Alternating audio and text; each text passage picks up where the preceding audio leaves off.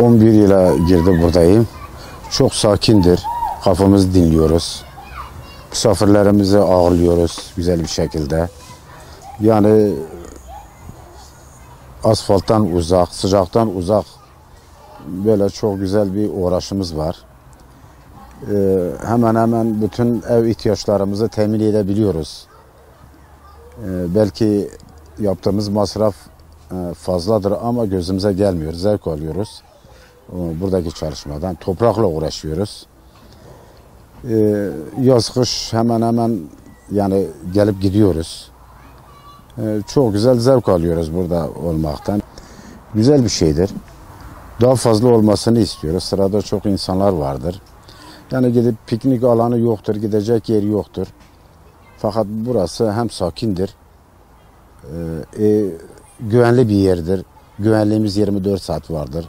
Yani herhangi bir sıkıntımız yoktur. Yani kendimizi evde hissediyoruz. Toprakla uğraşmak yani duyguyla ifade edilecek bir şey değil. Yani çok güzel bir şeydir. Yani her gün yani başta stres atma. Yani moralin bozuksa dahi buraya gel. Bir saat uğraş, o beyni siliniyor yani. Çünkü kafayı dinliyorsun. O stresten uzak kalıyorsun. Mükemmel bir şey oluyor yani. Şimdi komşumuzla beraber oturuyoruz, sohbet yapıyoruz. Yan yana geliyoruz, çayımızı içiyoruz, kahvemizi içiyoruz. Yani günümüz güzel geçiyor. Yani gidip kahve köşelerinde o duman altı olacağımıza burada kendimize takılıyoruz yani. Ayrı bir ortam oluşuyor. Tanımadığın insanlarla tanışıyorsun. Yani güzel bir çevre ediniyorsun burada.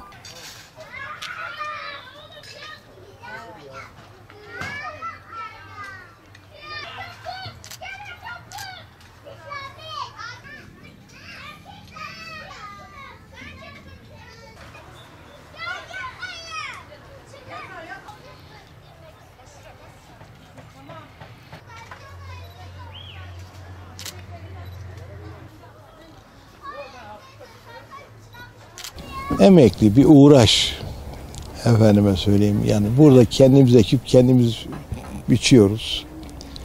Benim için çok bir şey oluyor yani böyle eğlenceli vakit geçirmeye, kahve köşelerinde oturmaktansa burayı tercih ediyorum. Benim geldiğim yer Karadaş'tan geliyorum. Yaklaşık 15 kilometre, 15 kilometre geliş, 30 kilometre.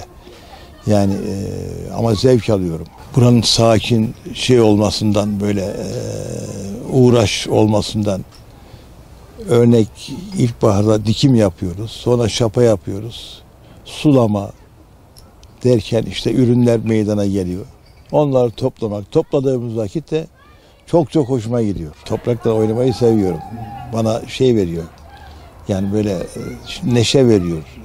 Sağlık veriyor. Vücudumda bir nebze şey yapıyor, spor yapıyor, şey yapıyor. Peki neler ekiyorsunuz? Domates, patlıcan, biber, salatalık, fasulye, efendim nane var, tatlı biber, acı biber yani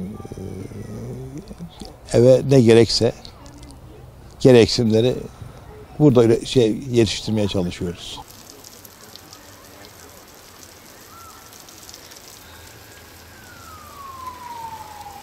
Lahana, tut, buraya roka, tere.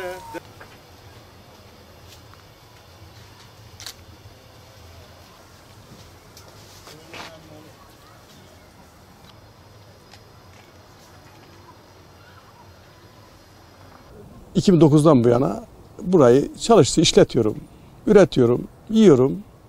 Yani hemen hemen bütün zepse türlerini buradan kendim temin ediyorum. Turistçiler haricinde. Ve her şeyi unutuyorsun. Burada uğraştığın zaman hiçbir yere gidesin gelmiyor. Sanki bir evladın, sanki bir çocuğun büyütmüş gibi böyle küçükten yetiştirene kadar, yiyene kadar, onun meyvesini alana kadar mutlu oluyorsun. Ve kendin kopardığı zaman daha mutlu oluyorsun. Bazen insanları getiriyoruz buralara, işte arkadaşlarımızı getiriyoruz. Buraya geldikleri zaman yorgunluk hissediyorlar. Onun sebebi de burada oksijenin bol olmasından. İşte gürültü yok, egzoz dumanı yok, yeşillik bol, oksijen çok. O da yorgunluk veriyor. Fakat bizlere devamlı geldiğimiz için öyle bir yorgunluk vermiyor.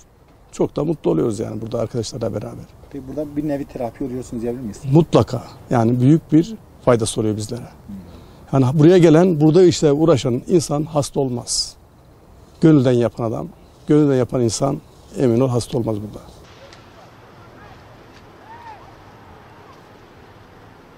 Çok güzel efendim burada. Stresini atıyorsun burada.